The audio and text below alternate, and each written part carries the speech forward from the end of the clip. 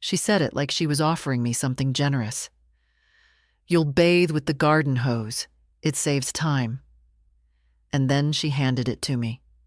Coiled up, damp, still speckled with last night's grass clippings. I didn't argue, not out loud, not in front of my grandchildren, who were already halfway back inside, not in front of her husband, who watched from the garage like I was some inconvenient delivery left on the wrong porch. I just nodded, like I'd heard a polite suggestion. The backyard was already wet with morning dew. I uncoiled the hose, careful not to trip. My knees weren't what they used to be. The sun hadn't reached the far side of the fence yet, and the air was sharp with that early chill that bites harder the older you get. I turned the faucet. Cold water rushed through the line, and I held the end of the hose in my hand like some broken ritual had begun. There was a wooden crate nearby, the one I'd used to stack towels in my old laundry room, back when I had one. I placed it beside the hedge, stepped out of my slippers, and set the shampoo bottle she'd begrudgingly handed me next to it. The water hit my skin like tiny knives. I bit my lip to keep from gasping. My thin house dress clung to me before I could peel it off, and by the time I stepped under the stream proper, my breath was already shallow. This wasn't the first time. A week ago, the water heater broke. That's what she said, that she was waiting on a part, that indoor showers were only for the kids until it was fixed. But there was always hot water in their bathroom, always steam curling under their door in the morning, always the scent of her almond shampoo in the hallway. I'd asked once, just once, if I could use their shower for a night. She'd smiled like I was being silly and said, "It's just easier this way, Mom. You're out here anyway watering the plants. Why not multitask?" That night, I stood barefoot on their porch, wrapped in a damp towel, my gray hair dripping down my back. I'd caught my reflection in the sliding glass door, a ghost in her own family's house. They used to love me, or maybe they used to need me. When Robert died, Kim said, "Come live with us. We'll take care of you now." And I believed her. I packed my favorite dishes, a few books, some photos. I sold the house, transferred the funds, helped with the down payment for theirs. It was supposed to be our home. But things shifted, quietly. One room became just storage. My things never made it out of the garage. Meals were when they remembered me. My space became the converted laundry room, no window, no lock, no warmth. And now, the hose. I finished quickly, not even bothering with conditioner. The soap was gone, maybe forgotten, maybe intentional. I dried myself with the towel I'd brought from my old place, the one with the faded blue stripes. She'd said they were too old for the guest bathroom, so I kept them hidden. Inside, the house was buzzing. Toast, coffee, the slap of backpack zippers. I moved quietly, trying not to leave wet footprints. My sandals were still outside. I didn't bother. "Mom," she called from the kitchen without turning around, "can you drop off the kids today? I'm running behind." Of course she was. I nodded again. "Sure. You don't mind using the SUV, right? I left the keys on the hook." The SUV? Her pride and joy. I didn't mind. By 7:45, the car was packed. I buckled my grandson, Max, in the back seat, while Emma scrolled on her phone beside him. Neither looked at me. I adjusted the mirror, glimpsing my face. Pale, still damp, still stinging from the hose. Kim came running out in heels, holding the garden hose like a baton. "Oh," she laughed, "I almost forgot. You left this on the grass." And then, smiling, she looped the hose around the passenger side mirror. Just put it away when you get back. Thanks." She tapped the roof twice, like I was a dog sent on an errand. Then she spun around and marched back inside, sipping her latte. I looked at the hose, at the way it dripped onto the concrete. Something in me shifted. Subtly. Not rage. Not yet. But something sharper. A line drawn. The school was only 15 minutes away, and they had big mirrors on either side. The SUV was quiet on the drive. Max hummed a little tune to himself, legs swinging, oblivious. Emma barely glanced up from her phone. I kept my hands steady on the wheel, even as water from the coiled hose tapped lightly against the door with every bump in the road. It wasn't just water that clung to me, it was something else. Something dense and unseen, like a silence that had been stretching itself over years. I pulled into the school's drop-off lane and eased to a stop by the curb. Emma opened the door without a word. Max looked up and gave me a quick smile before hopping out. "Thanks, Grandma," he said. It startled me. "Have a good day, Max." Emma didn't say anything, didn't look back. The doors shut. The hose swung in its loop, still tied around the mirror, dripping faintly. I watched the children disappear into the school's glass doors, then sat for a minute, engine idling. Behind me, a line of cars was already forming. I pulled forward, turned into the far end of the parking lot, and parked near the outer fence. There were a few minutes before the lot filled. I stepped out, walked around the car, and looked at the mirror. She'd tied it like a joke, like a trophy. I didn't untie it. I didn't even touch it. Instead, I opened the trunk and looked inside. There was an old picnic blanket, a roll of paper towels, a half-used bottle of window cleaner. I took the blanket and draped it gently over the hood of the car.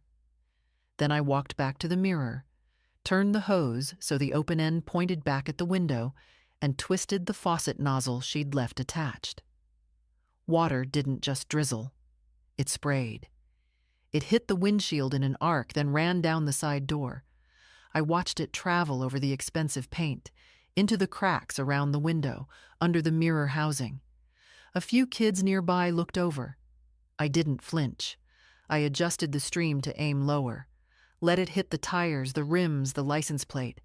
Let it drench the hose itself, soaking the smug little loop she'd made. A parent nearby waved. I smiled politely. Then I turned it off, wiped my hands on the blanket, and drove home. Kim wasn't back yet. I used the keypad to get inside, walked straight through the hallway and into the little room I slept in. 4 steps across, no windows, a folding cot pressed against the far wall. I sat on the edge of it and looked at my hands. The skin was still puckered from the cold hose, and one of my knuckles was red where I'd banged it on the side mirror. I didn't feel regret. But I did feel tired. That night, at dinner, Kim didn't mention the car. She didn't mention the water. She didn't mention anything, which meant she'd noticed. She was quieter than usual, only giving half answers to her husband's questions, checking her phone more than her plate. By dessert, which was just a store-bought apple pie she'd set on the counter without plates, she finally said, "By the way, Mom, let's not loop the hose on the car anymore. The mirror motor got wet." "Oh," I said. "Didn't realize it mattered." Her husband chuckled. "Well, it's a $60,000 vehicle. Everything matters." He thought he was making a joke.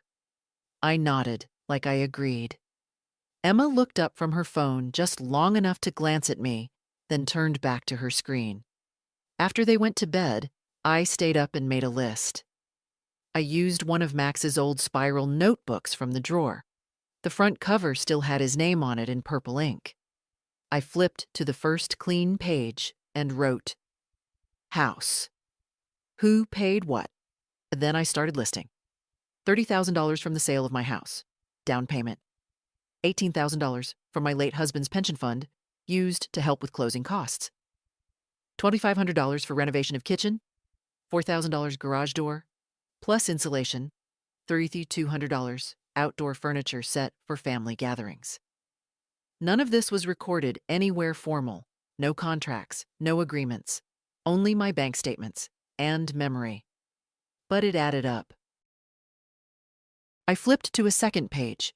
Utilities and supplies, and then a third. Gifts that weren't gifts.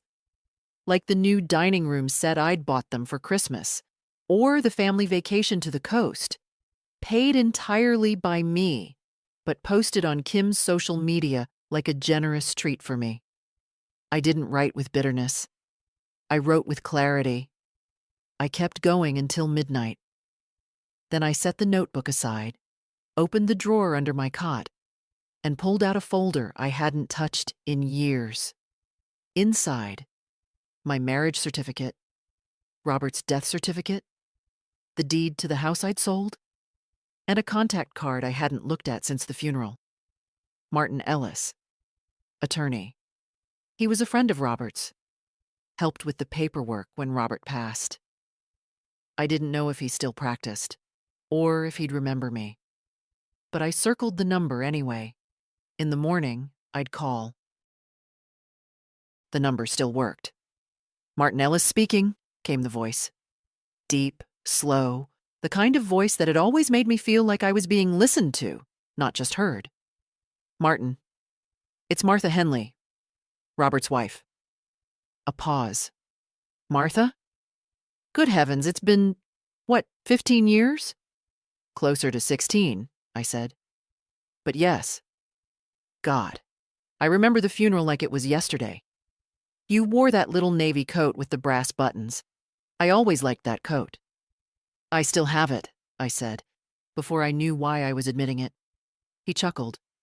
"To what do I owe the pleasure, Martha? I need to ask a favor, but I can pay. This isn't charity." "Martha," he said gently, "you were Robert's wife. I would have done this for him. What do you need?" I hesitated. Advice, mostly. About my position. About assets that may or may not be properly accounted for. He didn't ask what I meant. Just said, "When can you come in?" "I don't drive much during rush hour. Tomorrow morning?" "Tomorrow it is." I hung up, and for the first time in months, maybe years, I felt a sense of purpose under my skin. Not anger, not spite, just clarity. The next morning, I woke up before anyone else. I showered, indoors this time. They were all asleep, and I dared. I was quiet. Careful. But I stood under hot water for 10 full minutes and scrubbed my skin until I felt human again. I put on the same navy coat. It still fit. Buttoned a little tighter around the waist than it used to. But that was nothing a straightback couldn't fix. I left a note on the kitchen counter. Errand. Back by lunch. Mom. No details. Just like the ones Kim left me when she needed someone to pick up dry cleaning, or feed the dog, or wait for the internet technician. Now it was my turn. Martin's office hadn't changed much. The same cracked leather chairs, the same framed photo of his college baseball team on the wall, and he was still tall, taller than I remembered, and still had a way of squinting when he listened, like he was trying to read the truth behind your words. We sat across from each other and I told him everything, from the day I moved in, to the hose, to the way she looped it on the car mirror like a joke. I told him about the down payment, the transferred funds, the renovations that had been bought with my savings. He didn't interrupt once. When I finished, he leaned back and exhaled through his nose. "Well," he said, "you've been very generous. Too generous." "I was trying to help," I said quietly. "And now?" "Now I want to know what I still have. What can be recovered? What can be protected? He nodded slowly, tapping a pen against his notepad. Let me ask you something blunt, Martha. Is this about revenge?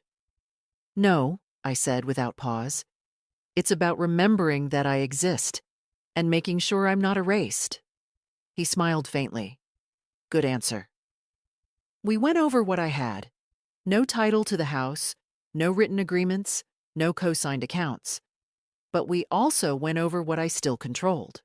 My savings, my investments, the old checking account in my name only. I'd like to set up a separate trust, I said, for Max, my grandson. Not for Emma? I paused. She's not cruel, but she looks at me like I'm an artifact. Max? Max still sees me.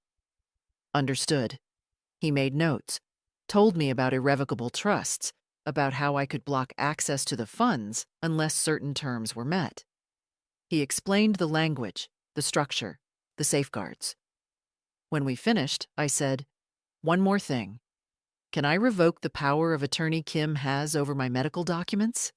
His eyebrows rose. She has power of attorney? She did, I said.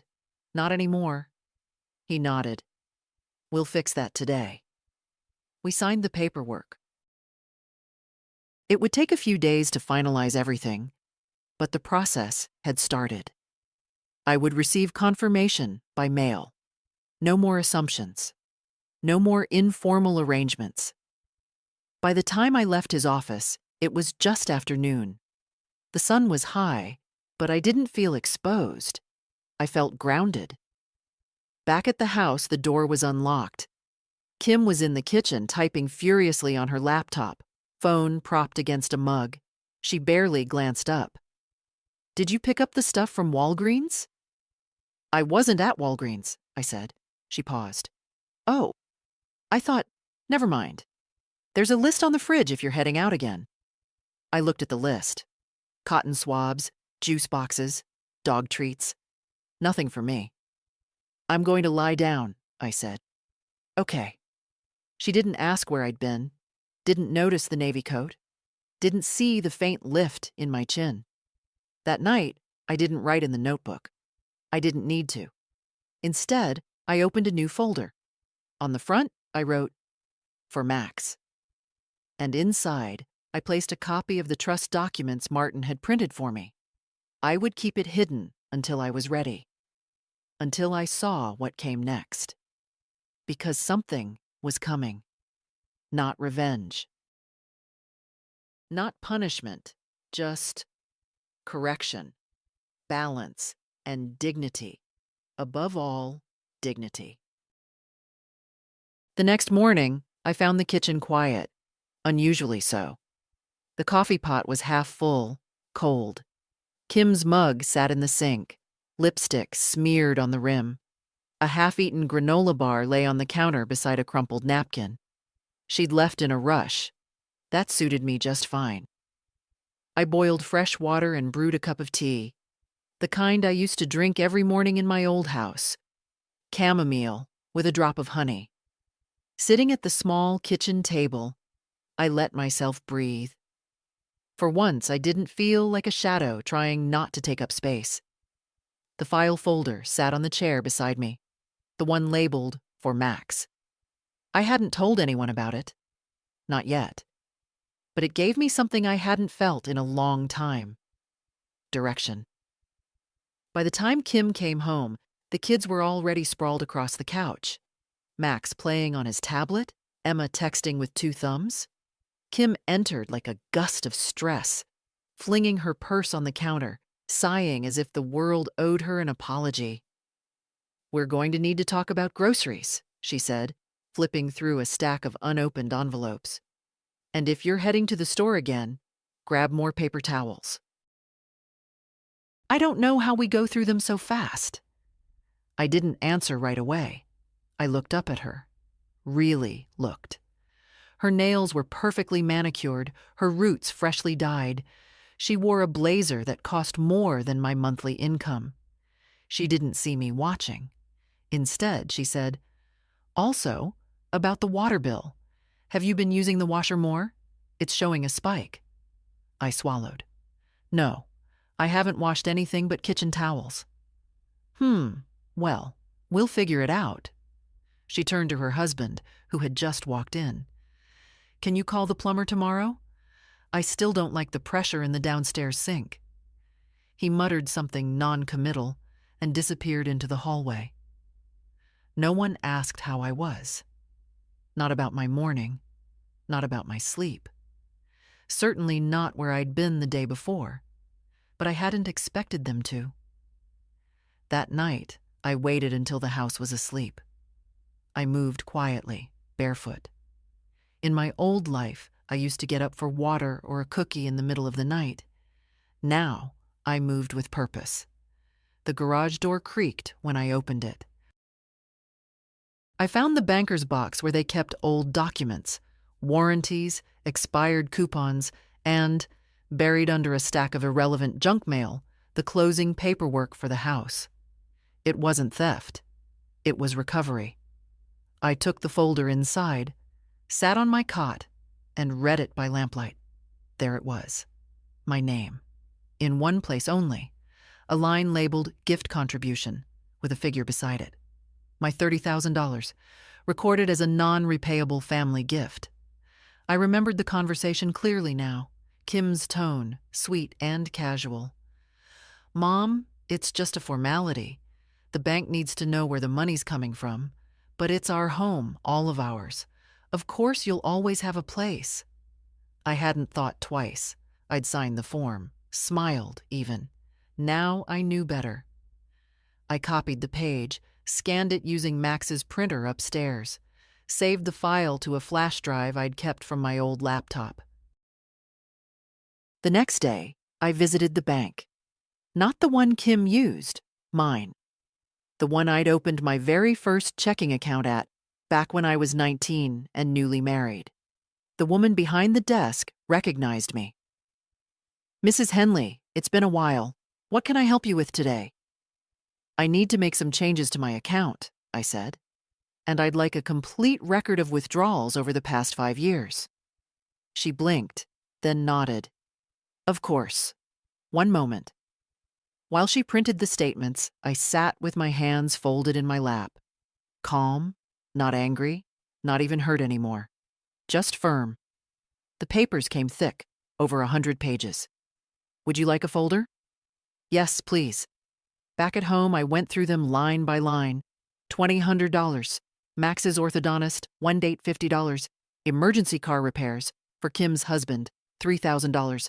Family Christmas trip to Aspen, I hadn't gone, $275. Spa treatment for Kim, thank you for the Mother's Day gift, she'd posted online, $600. Private tutoring for Emma, $420. Food delivery services during busy weeks. It wasn't just the numbers. It was the story they told. I'd been used, efficiently, casually, repeatedly. I didn't cry. I made a second file folder. This one I labeled Evidence. I included copies of everything. The house paperwork, the account withdrawals, the social media screenshots, a picture of the hose on the car mirror, and at the very back, I added a note. None of this was done with my consent, not really. Consent requires full truth. I placed the folder back in the drawer, under the spare blankets. That evening, when Kim asked if I could pick up Max from his piano lesson, I said, no. She blinked. Why not? I'm busy, she scoffed. With what? Something personal. She didn't know what to say. It was the first time I'd ever refused. She stood there, one hand on her hip, like she was deciding whether to scold or manipulate. But I looked her right in the eye. She left without another word. That night, I slept with the window cracked open, just a little. The breeze was cold, but I liked the sound. It reminded me of the days when my silence had power, not just weight. And now I was learning to use it again. It started just like the last time. Kim, already late, in heels too high for the parking lot gravel, with her sunglasses pushed up in her hair and that constant undertone of urgency in her voice. "Can you just grab the hose from the side yard and rinse off the back step?" she called over her shoulder, one hand on the SUV door. There was some mud from the dog, and, oh, she stopped, reached into the passenger seat and pulled it out.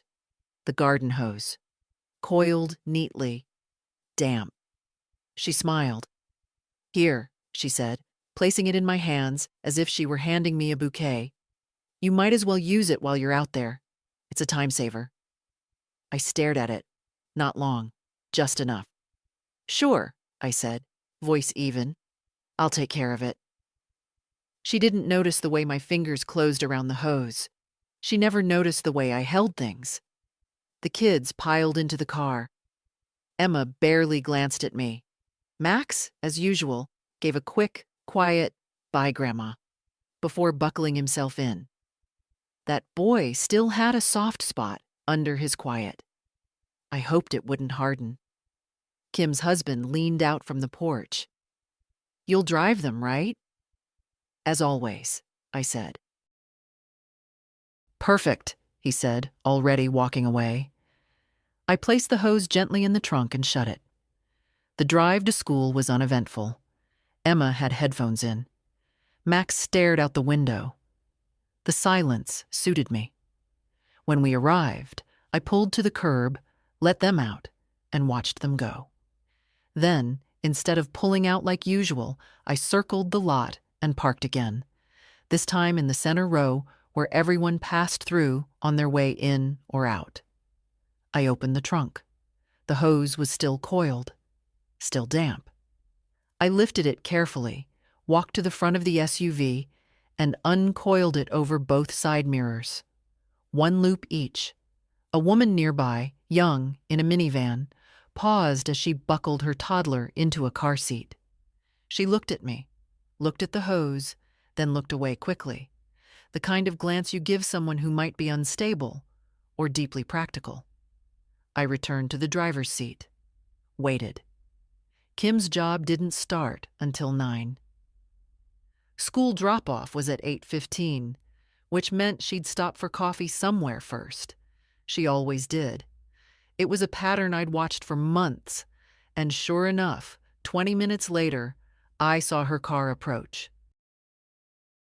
She turned into the lot, eyes scanning lazily, then catching on the SUV. Her SUV. My SUV, technically, at least partially. She hit the brakes too hard, her coffee sloshed in its cup. The passenger next to her, a co-worker, maybe, looked confused. I stepped out of the car slowly and stood beside it. The hose draped across both mirrors. The ends trailed lightly to the ground, like vines on a tree, still dripping from the dew, still green and mocking. She pulled up, rolled down her window. "What the hell are you doing?" she whispered loudly, trying to keep it contained. "I figured I'd do what you said," I replied calmly. "Use the hose. Saves time." "You're making a scene." I shrugged. "I'm making a point." "Martha," she said, voice low, "take it off." "Oh, I will," I said. But I wanted to see how it looked first. It's decorative, don't you think? The woman in the minivan across the way had stopped buckling her child. She was watching now. So were 2 other parents, sipping their to-go lattes with subtle interest. Kim leaned back and muttered something under her breath, then parked several spaces down. I walked slowly back to the car, removed the hose from the mirrors, and placed it, very deliberately, on the roof of the SUV. Then I drove away. Back at the house, I returned the hose to its usual place on the hook.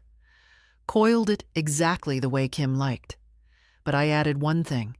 I attached a bright yellow tag to the nozzle that read, in thick marker, "Property of time-saving operations. Do not remove." That afternoon, Max found it and laughed. "Did you write this?" I winked. "Maybe." He shook his head. "You're weird, Grandma." "Good," I said. After dinner, Kim approached me in the kitchen, alone. Her voice was measured, but her eyes were sharp. Was that supposed to be funny? The hose thing? I dried my hands on the towel. I suppose it depends on your sense of humor. This isn't how things work around here. We don't embarrass each other in public. I turned. No, Kim. I don't embarrass anyone. I've never said a word. Not when you took my room. Not when you locked the thermostat. Not when you gave me a towel and told me to bathe outside. Her lips parted, but no sound came. And I didn't say anything when you stopped inviting me to the kids' school events, or when you used my grocery money for wine subscriptions, or when you posted birthday photos online and cropped me out. That's not true. It is, and you know it. We stood in silence. Finally, she said, "What are you trying to do, Mom?" I looked her in the eye. "I'm remembering who I am." She stared at me like she didn't understand the language. "You've lived in a world where I was convenient," I said softly. "But that world's changing." I didn't raise my voice. I didn't threaten. I didn't explain. I just left the room. Upstairs, in the drawer beneath the spare towels, I added one more thing to the evidence folder. A photo of the SUV, hose looped proudly around the mirrors with the school's name visible in the background. Proof, not performance. The next phase would come soon. I didn't know what it would look like yet. But it was already growing, quietly, deliberately, like a root under cement. I used to keep house like it mattered. Fresh linens, folded sharp. Floors so clean you could eat off them. Dinners that smelled like Sunday afternoons, even on a Wednesday. I did it not because someone made me, but because it felt like a kind of love. Now I clean because if I don't, I'll disappear altogether. That morning, no one said good morning. Not Emma, not Max, not Kim's husband. I'd long since stopped expecting it from him. Kim breezed through the kitchen like I was part of the cabinetry. She adjusted her blazer, grabbed her travel mug, and called out orders. "Don't forget to switch the laundry," she said, without looking at me. And Max left cereal on the rug again. "All right," I said. She was already out the door. I looked around the kitchen. Dirty plates from the night before. A half-drunk juice box sweating on the table. Breadcrumbs in the cracks between chairs. I started cleaning. It's strange how quickly you can become staff in your own family. Not even proper help, invisible help. Help that doesn't get paid or thanked or even acknowledged. After the dishes, I gathered laundry. Kim had labeled the baskets with color-coded stickers. Hers was green. Her husband's was navy. The kids had theirs, Emma's pink, Max's yellow. Mine had no label. There wasn't enough of mine to warrant one, apparently. I washed anyway, folded anyway, cleaned the cereal from the rug, scrubbed the sink. When I opened the pantry to get the broom, I saw my name on a bag. Literally. "Mom's stuff," it read, written in thick black marker. Inside were dry goods, oatmeal, tea bags, a half box of saltine crackers. I hadn't put them there, and I certainly hadn't labeled them. My throat tightened. I stood there staring at it. It was a message, that bag, a boundary drawn without conversation. I didn't touch it. Instead, I walked outside and sat on the back step. The air was still cold. The hose rested beside the faucet, looped neatly on its hook. My tag was still attached. Property of time-saving operations. A small part of me smiled. Then I went back inside, opened the drawer under my cot, and pulled out the two folders, evidence and for Max. I reviewed everything again, made sure the scanned documents were in order. Reprinted the trust confirmation from Martin's office. Then I added something new. A handwritten list. What I want. My name on something that matters. Control over my own money. A door that locks. A voice in this house. Or my own. I looked at that last line. A voice in this house. Or my own. It stayed with me. That afternoon, Emma came home early. She dropped her backpack on the floor and walked past me without a word. I heard her door shut. Then, a moment later, she opened it again. "Grandma?" she called. I was still in the hallway. She appeared in the doorway, chewing on her thumbnail. "Can you iron my dress for tomorrow?" "What's tomorrow?" I asked. "Picture day," she said, as if I should have known. "Sure," I said. "Leave it by the laundry room." She hesitated. "Thanks." It was the closest we'd come to a conversation in weeks. That evening, as I ironed her pale blue dress, I thought about the last time someone had ironed something for me. I couldn't remember. Not since Robert. He used to press my church dresses on Sundays, said the sleeves were too fussy for my hands. After dinner, Kim stood at the sink, typing into her phone with one hand, holding a fork with the other. "There's a plumber coming Thursday," she said. "Try to be around in the afternoon in case he's early." "Thursday, I have an appointment," I said. She looked up. "With who?" "Someone downtown." "What kind of appointment?" "A personal one." Her eyebrows lifted. "Can you reschedule?" "No," I said simply. She blinked, unprepared for resistance. "Okay," she said finally. "Well, just leave the door unlocked then." "No," I said again. "I won't do that." We stared at each other. The silence that followed wasn't heavy. It was clarifying. Later that night, after they'd all gone to bed, I pulled out the notebook again.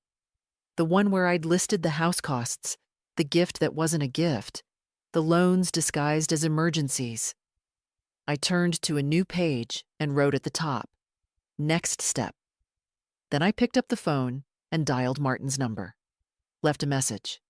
"Hi, Martin. It's Martha. I'm ready for the next piece we talked about. I'd like to move forward." I hung up. Then I looked at my hands. The same hands that had folded thousands of towels, packed countless lunches, stitched up Halloween costumes, and held babies at 3 in the morning. They weren't just hands for service anymore. They were hands for reclaiming. I turned off the light and slept hard for the first time in weeks. Martin called just after 9 the next morning. "I've got a slot at noon," he said, "and a colleague of mine, Nancy Berger, will join us. She specializes in elder financial protection." The phrase made me wince, not because it wasn't true, but because it was. I didn't like thinking of myself as someone who needed protecting. I'd spent most of my life being the protector. "I'll be there," I said. The ride downtown was quiet. I used the local shuttle bus, senior discount, clean seats, nobody in a hurry. I sat near the window, the folder on my lap, glancing at the people outside who walked like they had somewhere to be. I used to walk like that. Now I moved like I was watching the floor for traps. Martin's office building was the same gray brick structure I remembered from Robert's probate filings. Nothing grand, just solid. The receptionist smiled when she saw me. "Mrs. Henley, right this way." Martin stood when I entered. "Martha," he said warmly. "This is Nancy." Nancy was in her 50s, sharp suit, kind eyes. She extended a hand without hesitation. "Pleasure to meet you." We sat down in a small conference room. Martin opened his folder. "So, you've already established a trust for Max. That's step 1. Now we talk about your legal position in the house." I nodded. "I want to know where I stand and what I can change." Nancy leaned in. "You said the money for the down payment came from the sale of your home?" Yes, 30,000. Do you have proof? I have the transfer receipt, and I signed something at the bank, labeled as a gift. She nodded slowly. That complicates things slightly, but not irreversibly. Gifts, even if signed, can sometimes be challenged if given under misrepresentation, especially if the party involved didn't fully understand the long-term consequence. I wasn't misled on paper, I said. I was misled in trust. Nancy smiled faintly, which matters more than you think. Martin added, if we file for partial equitable interest in the property based on financial contribution and long-term residency, you may be entitled to formal occupancy rights, possibly even shared title, or, at the very least, protection from eviction and a claim on equity. I don't want their house, I said. We understand, Nancy said. This isn't about kicking them out. It's about securing your dignity and position. We went over the documents I'd collected, the withdrawals, the bank records, the photos. Nancy nodded with each one, making notes in a tidy leather notebook. You've done more than most clients ever manage, she said. And you've documented everything calmly. That helps more than you know. They explained next steps. First, a letter of intent, sent to Kim and her husband. Formal but non-combative. Then, if needed, a filing for financial restitution or occupancy claim. Martin would handle the communication. Nancy would guide the strategy. It all sounded very official, like I was finally allowed to matter. At the end of the meeting, Nancy added, you may want to consider updating your will and medical directives, if you haven't already, and choosing someone else to act on your behalf if you're incapacitated. I have, I said. I'd like Max to be that person. Martin raised an eyebrow. Are you sure? He's young, but he's kind, and he sees me. That's more than I can say for the rest of them. They both nodded. As we signed the initial paperwork, I noticed my hands weren't shaking. I wrote clearly, firmly, without hesitation. When I stood to leave, Martin held the door. You know, he said quietly, Robert would be proud of you. I paused. He always told me I was stronger than I looked. You are, he said, and you're not done yet. I rode the bus home with the signed documents in my bag. The weight of them wasn't heavy. It was grounding. Like something had finally shifted from hope to action. Back at the house, the kids were home early again. Some half-day for teacher planning. Kim wasn't back yet. Emma didn't look up when I walked in. Max did. Where were you, Grandma? Downtown, I said. He blinked. You had an appointment? I did. Doctor? Lawyer, I said. He tilted his head, curious but not alarmed. You okay? I'm better than I've been in a long time. He nodded slowly. Cool. Later, after they went to bed, I opened the drawer and added a third folder. I labeled it, Rights. Inside went a copy of the letter Martin would send next week. A formal line in the sand, not drawn in anger, just truth. I sat back on my cot, folded my hands in my lap, and looked around my little corner of the house. Nothing in it belonged to me, technically. Not yet. But the tide was changing, and I was the moon pulling it. The next morning, I woke before the sun, not out of habit, but by choice. It was strange to feel my own breath in the quiet. No clatter of early dishes, no barked instructions, just the hush of a house not yet awake. I made tea in the dark, letting the kettle hiss softly before it boiled. I didn't rush. There was no list waiting for me. No one had pinned a note on the fridge asking for juice boxes or dry cleaning or last-minute cupcakes for Emma's class. I sat with the cup between my hands, fingers wrapped around the heat. For the first time in years, I didn't feel small inside this house. I thought of Robert, the way he used to sit beside me in the morning, sipping black coffee and reading the classifieds even long after we stopped needing bargains. "Never hurts to know what things are worth," he'd say. He always said it was important to stay aware of value, not just money, but people, time, attention. That's what I'd lost, I think. Not just my footing, my value. I used to manage the laundry business while he handled the machines. I balanced books, negotiated with vendors, hired staff. I wore slacks and low heels, signed contracts with confidence. My hands were cracked from detergent, but steady. My eyes were sharp. Then came retirement. Then the illness. Then the long goodbye. When Robert died, Kim moved fast. Offered her home, her help, her spare room. Only it was never really a room. It was a storage space with a cot and a nightlight that flickered.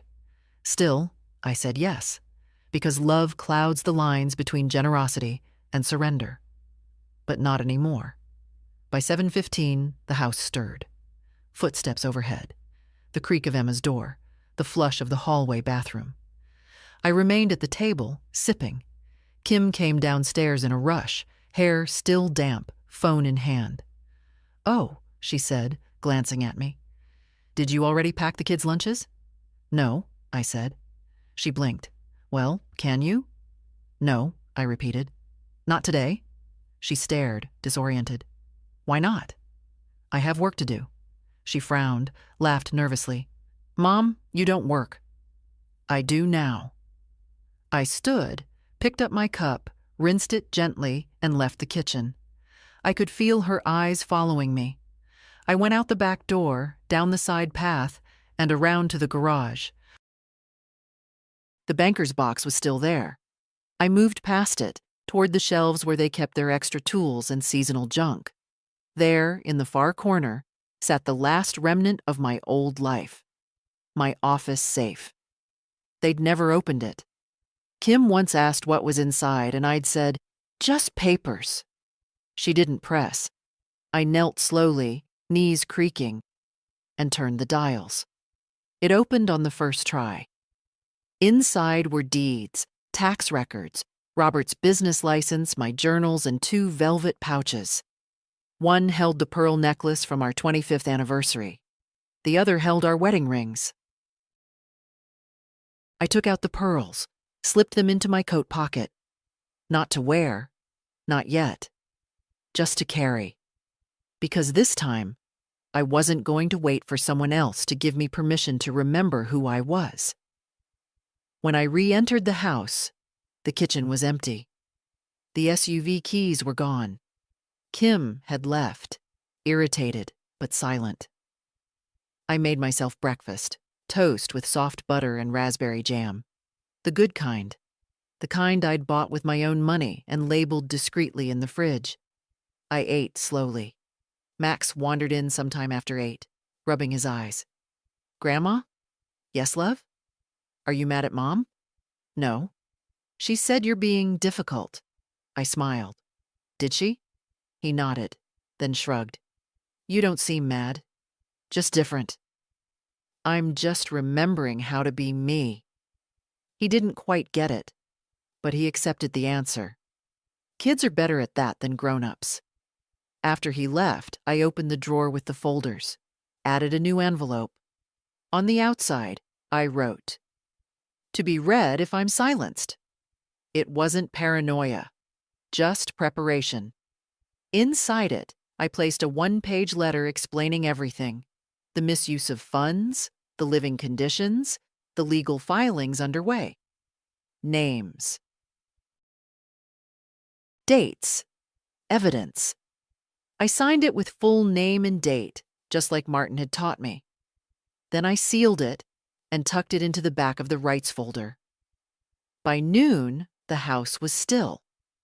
I sat in the sunlight by the sliding door, letting the warmth settle into my bones.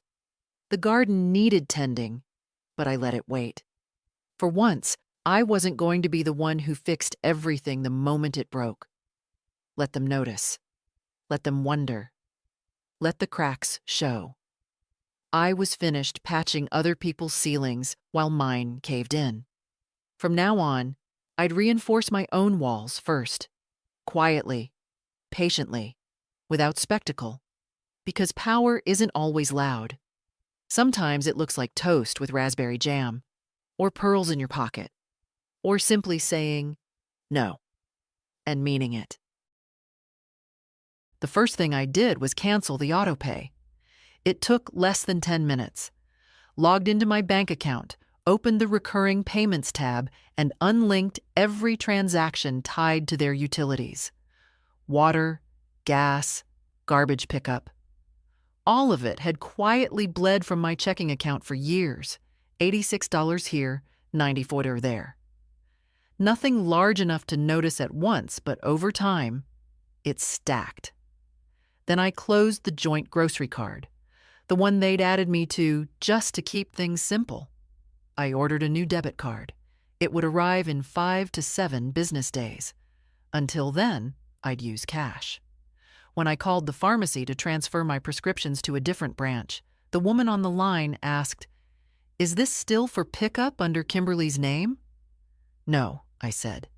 "It's under mine now." The words tasted like air after a long time underground. Next came the insurance agent, a man I hadn't spoken to since Robert's death. I told him I needed copies of all active policies.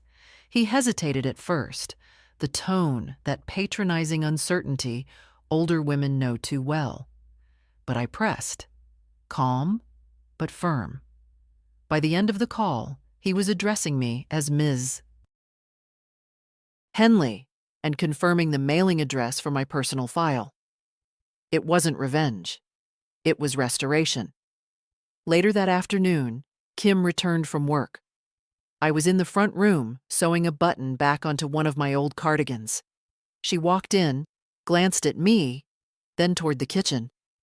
The mail sat unopened on the counter.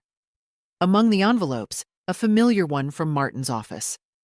I watched her read the return address. Her posture stiffened. She didn't say anything. Not that night. But at dinner, she was careful with her tone. "How was your day, Mom?" she asked, too casually. "Productive," I said. She nodded. "Good." The next morning, she lingered longer at the table, made small talk, offered me first pick of the strawberries, a rarity. I let her play her little game of diplomacy, because the real shift wasn't in her. It was in me. That evening, I opened the small box in my drawer and removed the notarized form Martin had given me. Revocation of medical power of attorney, effective immediately, filed with the state. Kim no longer held that power. In its place, I'd named Max's godmother, a woman I hadn't spoken to in years, but who responded to my call with warmth and zero hesitation. "She always treated you like background," she'd said. "I'll stand by you. Just say the word." And I had. Now it was official. That night I made tea and stood in the hallway just outside the kitchen. I could hear Kim and her husband whispering, low voices, tense. "She's doing something. I don't know what, but she's changed." "Then maybe you should have treated her better," he muttered. A pause. "I thought I was," she said. I walked back to my room, closed the door gently, and turned on the small lamp. I didn't need to hear the rest. Because she was right. I had changed, and what came next would prove it. The bank teller was young, too young to understand what it meant to ask for records that spanned 10 years. But she smiled politely when I handed over my ID and said I'd called ahead. "I spoke to someone named Teresa," I said, "about access to archived statements and account activity. Personal account, in my name only." "Yes, ma'am. She's in the back. I'll let her know you're here." I sat in the vinyl chair by the window, folder balanced on my knees and watched the sunlight flicker across the floor tiles. I wasn't nervous. Not anymore. What I needed now was simple. Confirmation. Teresa came out 5 minutes later, mid-40s, blazer with a small stain on the lapel, but warm eyes. "Mrs. Henley, come with me." She led me to a small, glass-walled office. We sat down across from each other, and she pulled a thick file from a drawer. "So, we pulled everything from the last 10 years on your checking and linked savings account. I flagged all major transfers, external payments, and recurring authorizations." She opened the file, turned it toward me. I saw my own handwriting at the top of the first page, the signature from when I'd opened the account. Familiar, sharp, mine. Then she flipped to the transaction summaries. "Here's what stood out," she said, tapping the page with a red-capped pen. $1,500, wire to Kimberly Henley, labeled back to school, $3,300, online transfer to same, auto repairs, $950, Zelle payment, dog surgery, $3,100, debit card purchase, spa resort, Palm Springs, $800, multiple payments to subscription grocery service. All tied to my account, all under my name. "I don't remember authorizing any of these," I said.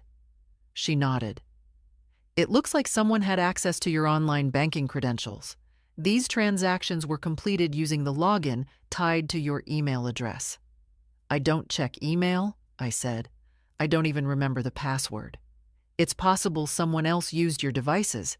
Do you know if anyone in your household has access to your computer or phone?" I didn't answer right away. Then, "Yes, my daughter." She paused, professional tone softening. "Would you like to restrict access going forward?" "Yes. We can reset all login credentials and issue a two-factor authentication system. You'll receive codes on your phone or via mail." "Mail," I said. "And we can flag this activity, place a note in the file. If you decide to pursue formal recovery, it helps to have the history marked." "Will you help me file a report?" She nodded. "I can initiate one, and we'll send you a printed summary with all flagged entries." We worked for almost an hour. By the end, I had 2 folders, one with printouts, another with a stamped request for reimbursement to the bank's internal fraud department. "I can't promise anything," Teresa said gently, "but you're doing the right thing." I thanked her. She didn't treat me like a confused old woman. She treated me like a client. Back on the bus, I held the folders close to my chest. The city moved around me. People on phones, rushing, crossing streets, eating fast food on benches. But I wasn't lost in it. I was clearer than I'd been in years. Back home, the house was quiet. Max at school, Emma locked in her room, Kim not yet back. I went to my drawer and opened the folder labeled Evidence. Inside, I added bank transaction summaries, fraud report confirmation, Teresa's business card, timeline of withdrawals with approximate dates and notes. Then I opened the rights folder and added a copy of the two-factor confirmation letter from the bank. The drawers were full now, not just with paper, but with weight. With truth. That evening, Kim came home later than usual. She didn't say much, just looked tired, and maybe a little rattled. Her voice was lighter, but her eyes darted more. "I think we need to schedule a family dinner soon," she said over her shoulder as she passed the hallway. "Just us. Maybe this weekend." I said nothing. She paused. "You know, talk, reconnect." I stood at the base of the stairs. "A little late for that, don't you think?" She turned to face me fully for once. "What's going on, Mom?" "You are," I said, "but not for much longer." She blinked, like she'd been slapped with a feather. I didn't raise my voice. Didn't cry. Didn't list the numbers. The meals. The favors. The years? I just walked past her calmly into the kitchen and made myself a cup of tea. The good kind. Raspberry and sage, the one I'd labeled. And this time, I drank it at the head of the table. The letter arrived on a Thursday. I didn't check the mail. Kim's husband did. I saw him glance at the envelope. Pale beige, official. He didn't say a word, just placed it on the counter like it might catch fire if he held it too long. Kim found it an hour later. Her voice carried down the hall. "Mom?" I kept folding laundry. My hands didn't pause.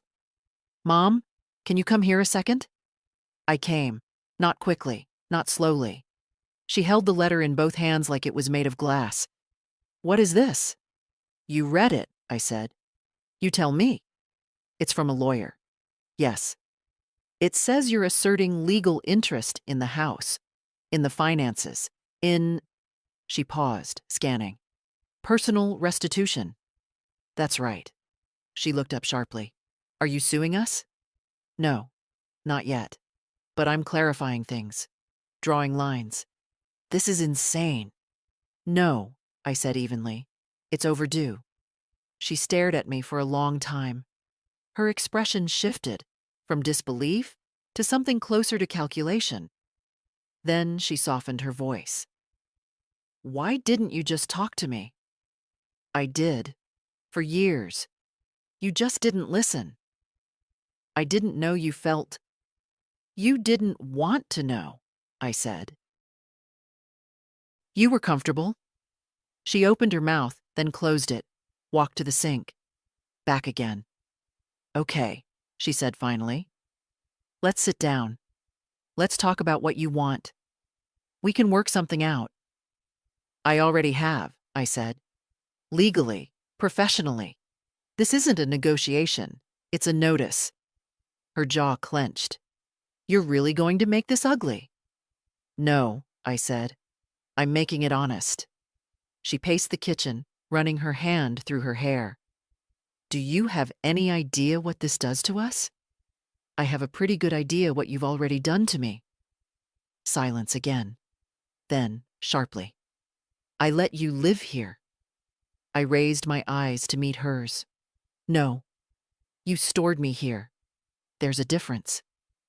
She flinched like I'd thrown something. "You've always been dramatic," she said, quieter now. "Even when I was little." "No," I said. "I was tired, I was overworked, and I was still gentle with you. I made space for your moods, your noise, your silences. And when you got older, I didn't punish you for forgetting I had a life before you. I just waited for you to remember." She turned away. "This house is ours. I gave $30,000 for it. Sold my home, my independence. I thought I was joining a family. But I joined a system. One where I worked quietly in the background and got told to bathe in the yard." Her face flushed. "That was—" she started. "That was temporary. It was permanent enough to leave a mark." She didn't answer, just sat down slowly at the kitchen table. "I don't know what you want anymore," she said. "I want peace. I want privacy. I want what's mine. And I want a future that isn't built around your convenience." She stared at her hands. "You're changing," she said. "You're not the same mom." "You're right," I said. "That mom's done being used." Then I left the kitchen. Back in my room, I closed the door gently and sat by the window. The garden looked the same, but it didn't feel the same, because now I knew the soil I stood on was shifting, and I was the one doing the digging. The next few days were quiet. Not peaceful, quiet. The kind of quiet that comes after a slammed door when everyone pretends it didn't echo. Kim stopped giving me instructions. She didn't ask for help with laundry or dishes or errands. Instead, she began offering things, softly, with a smile that didn't reach her eyes. "Mom, I ordered that herbal tea you like. The one with lavender and fennel. Should be here Tuesday. I nodded. Thank you. And I thought we could maybe repaint your room, brighten it up. No need. We'll cover it, she added quickly. Obviously. I didn't answer. Her husband jumped on the performance too, started greeting me every morning like we were old friends. Morning, Martha. Sleep okay? He even offered to pick up groceries, as if he'd ever shopped for anyone but himself. Emma began setting the table without being asked. Max asked if I wanted to watch a movie with him, something animated and loud and bright. I said yes to him, always to him, but I said no to the rest, because I knew what they were doing. It wasn't guilt, it was management, containment. The letter had rattled them. Not because of what it said, but because of what it meant, that I was no longer predictable, that I might cost them something now. One evening, Kim left a new robe folded at the foot of my cot. Pale blue, expensive, still in the packaging. I unfolded it, checked the tag, and laid it gently over the chair without a word. That same night, she knocked before entering my room, a first. I wanted to ask, she said, lingering at the threshold, if you'd like to join us for brunch on Sunday. Just the family. My treat. I looked up from the book I was reading. What's the occasion? No occasion, just us. I'll think about it. She left the door open when she walked away. I rose, closed it behind her, and locked it. The next morning, a bouquet appeared on the table. Sunflowers and lilies. I recognized the florist. Downtown, not cheap. There was no card, just Kim saying lightly, "Thought these would cheer up the place." They were beautiful. But I didn't put them in water, because I wasn't here to be soothed. I was here to finish. That afternoon, I took a walk. My steps were slow but steady. I passed the same park where Max used to play.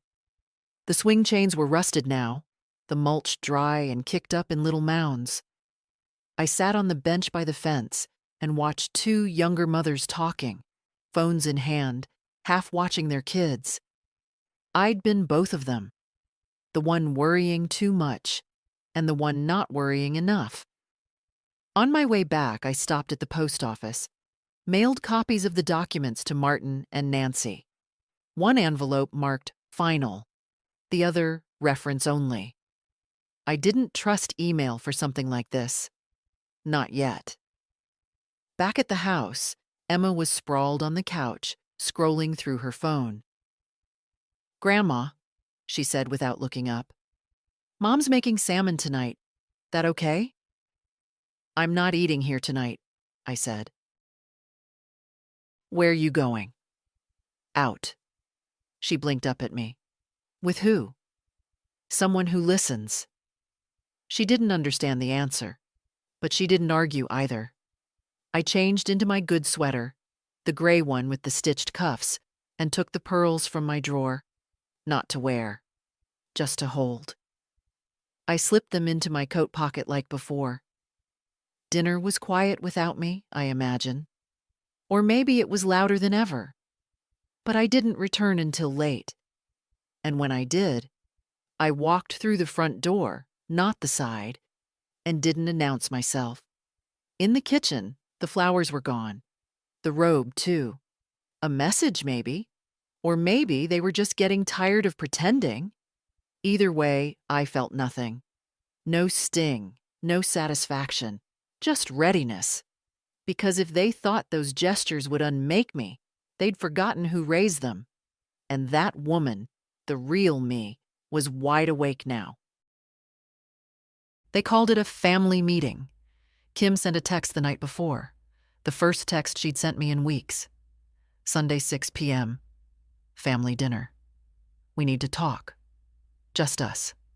Please come. There was no please before. I came, of course, not because they asked, but because I wanted them to see me. fully, not the background version of me they were used to. The one who filled the fridge, folded the towels, fetched the dog from the groomer. The version who never interrupted, who never declined. They set the table as if it were a holiday. Candles, cloth napkins, wine in glasses instead of tumblers. Roast chicken, mashed potatoes, a green salad no one touched. The kids were there, silent. Kim's husband poured wine with forced ease. Kim smiled too much, spoke too softly. When we sat, she cleared her throat. "Mom," she said, "we wanted to take a moment to talk about everything together." I nodded. "Go ahead." She exchanged a look with her husband, a little desperate, a little rehearsed. "We think there's been some misunderstanding," he began. "Some confusion around finances and expectations." I took a sip of water. "No confusion on my end." Kim jumped in. "I know you've felt unappreciated, maybe even taken for granted. And I'm sorry for that. Truly." She folded her hands, performed remorse like it was theater. "I've been under stress," she continued. "Work, the kids. Sometimes I forget to check in. But that doesn't mean we don't value you." "You don't," I said gently. "Not really." They froze. The words were quiet, but they landed hard. "You value what I do, not who I am." "That's not fair," Kim said quickly. "It's true." She took a breath, rearranged her features. "Okay, then let's fix it. Let's figure out a better system." "It's already being figured out. Through professionals." Her husband shifted in his seat. "But this is family. Do we really want to drag lawyers into things?" "They're already in," I said. "You didn't listen when I spoke as your mother. So now I speak as a person with rights?" Kim's voice rose just slightly.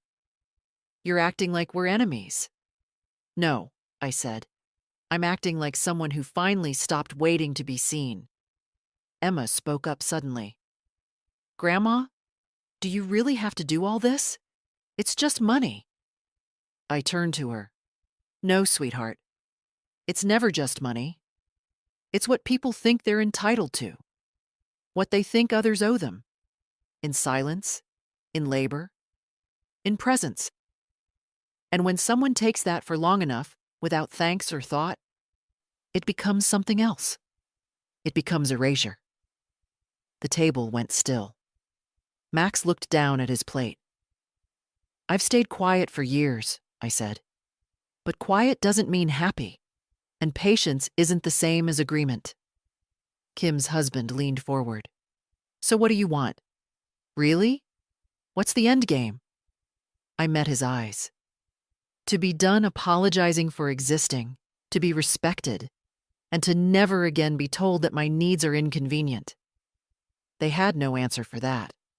Not then. Kim's voice turned brittle. "You've changed." "I've returned." She blinked. "I was always here," I said.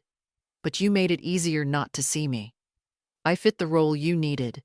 Helper, sitter, cleaner, placeholder. But now I need something back. Space, voice, choice."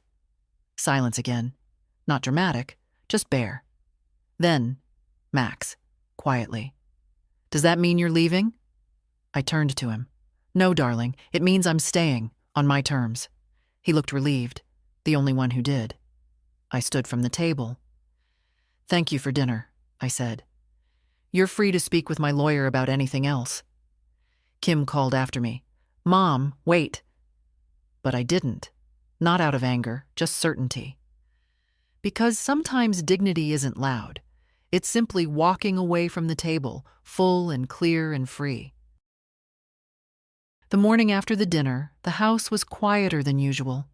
No raised voices, no slammed cupboards, no barking schedules shouted from upstairs. Just the sound of Emma's hairdryer behind a closed door and the low hum of the refrigerator. I brewed my tea in silence, the same way I had for years. Same mug, same steeping time. But now the ritual felt different. It wasn't a pause between obligations. It was a choice I made, for myself, before anything else. The envelope was waiting for me on the counter. Plain, white, addressed to me. Kim had placed it there. I could tell by the way it was perfectly aligned with the corner of the tile, like she'd debated whether to hand it to me directly, then thought better of it. I opened it slowly. No rush. I already knew what it was. The bank's letterhead at the top. Confirmation of the completed fraud report. Review in progress. Temporary hold placed on all contested transactions. Refunds pending investigation. I folded the letter neatly and added it to my folder. A second envelope appeared later that afternoon. This one delivered by certified mail. I signed for it at the door while Max stood behind me, barefoot, watching like I'd just received something explosive. "What is it?" he asked. "Legal mail," I said. "From who?" "Your parents' lawyer." He didn't say anything, just watched me walk away with it. In my room, I opened it with scissors. The language was formal, but the intent was obvious. A request to reassess the situation informally, a proposal for mediation, a vague hope that family unity might take precedence over legal escalation. No apology, no accountability, just polite panic. I placed it in the rights folder and made no reply. That evening, no one asked me to help with dinner. No one mentioned the meeting. Even the dog, who used to trail behind me like a shadow, stayed curled by the couch instead. I didn't mind the distance. I welcomed it. It gave shape to my presence. In the hallway, Emma passed me on her way to the bathroom. She paused. "You going to that brunch thing next weekend?" I shook my head. "No, I have plans." She nodded, like she understood. Or maybe like she didn't want to ask. That night, I sat on the back step and listened to the wind. The sky was clear, cold. A few leaves still clung to the trees like they hadn't yet decided if they were ready to fall. The garden hose hung neatly on its hook, untouched. Inside, the house moved on without me. Or maybe it moved differently now that I didn't move inside it the same way. No one asked where I was going when I left for my walk the next day. No one assumed I'd be back in time for errands. I passed the grocery store without stopping. I no longer kept their lists in my head. Instead, I stopped at the stationery shop and bought a new notebook. Spiral-bound, with a plain brown cover. No flowers, no slogans, just blank pages. At home, I wrote the date on the first page. Then, I owe nothing. I offer what I choose. I stay because I decide. And I am not here to be softened. I am here to stand. I closed the notebook and placed it in the drawer. The drawers were full now, full of facts, of documents, of words that meant something. But for the first time, they weren't heavy. They were mine. The place wasn't much. 1 bedroom, 2nd floor, no elevator. Windows that stuck in the corners and floors that sloped just slightly near the bathroom. But it had light. Soft, unfiltered, real. The kind that made shadows stretch across the carpet in the late afternoon. The building manager was kind, young, called me Miss Martha like he was raised right. When I handed him the deposit, he smiled like I was doing him a favor. "You sure you don't want help moving in?" he asked. "I've moved heavier things," I said. "Mostly people." He didn't ask what I meant. Back at the house, Kim's house, I didn't make an announcement. There was no ceremony. I just started packing the things that were mine. A few sweaters, my coat, the pearls, 2 notebooks, a small lamp I'd bought on sale but never plugged in. I found my old colander in the back of the cabinet, wedged behind a juicer they never used. Took it too. I left the robe. I left the flowers. What was left of them? I didn't leave a note. Kim came home that night and noticed the difference. You could hear it. The absence. Fewer sounds. Less expectation hanging in the air. She stood in the hallway, then knocked on the frame of the open door. "You moving out?" she asked. I didn't answer right away. "Yes." She stepped inside. "You don't have to go." "I know. We can work it out." "No," I said gently. "You'll adjust. That's different." She looked around. At the folded clothes, the empty drawers, the walls I never decorated. "Where will you go?" "Somewhere with a lock I control. A kettle I boil for myself. A window I open without asking." She looked tired. Not angry. Not even guilty. Just tired. And maybe, finally, small. "I didn't know I was doing it," she said. "You did. You just didn't think it would matter." She didn't deny it. Didn't cry. Maybe that was the first honest moment between us in years. Max found me the next morning, just as I was loading the last bag into the back of a neighbor's car. "You're really leaving?" "Yes." "Are you mad?" "No." "Then why?" I crouched so we were eye to eye. "Because I remembered I don't have to live in a place that forgets me." He looked like he understood, even if only barely. "I'll come visit, if you bring cookies." He smiled, then wrapped his arms around my neck. I held him for a long time. He was still warm from sleep, smelling faintly of cereal and pencil erasers. "Don't forget me," he whispered. "I won't," I said. "And I won't let you forget you either. That's our deal."